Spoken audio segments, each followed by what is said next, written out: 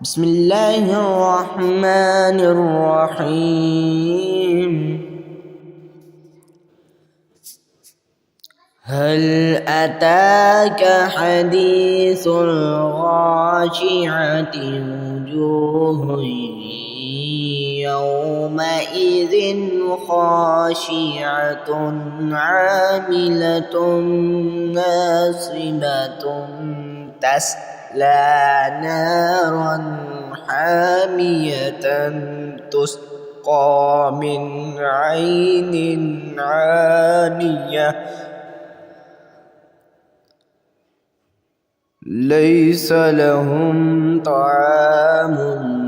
إلا من ضريع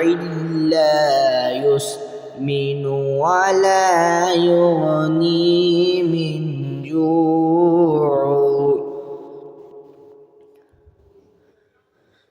وجوه يومئذ ناعمة لسعيها راضية في جنة عالية لا تسمع فيها لاغية فيها عين جارية فيها سرر مرفوعة وأكواب موضوعة ونمارق مصفوفة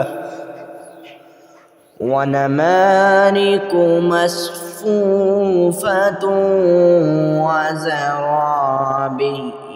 مبثوثة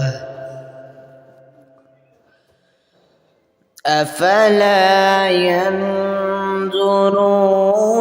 إلى الإبل كيف خلقت وإلى السماء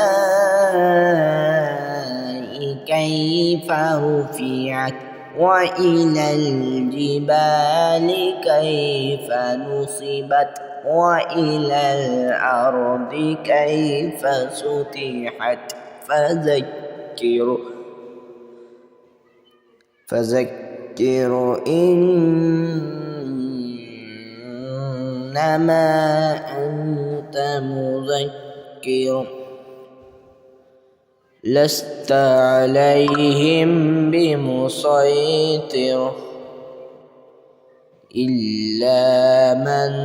تولى وكفر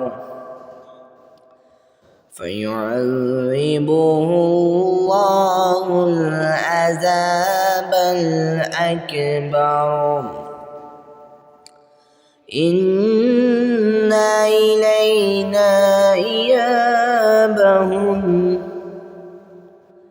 ثم إن علينا حسابهم صدق الله العظيم.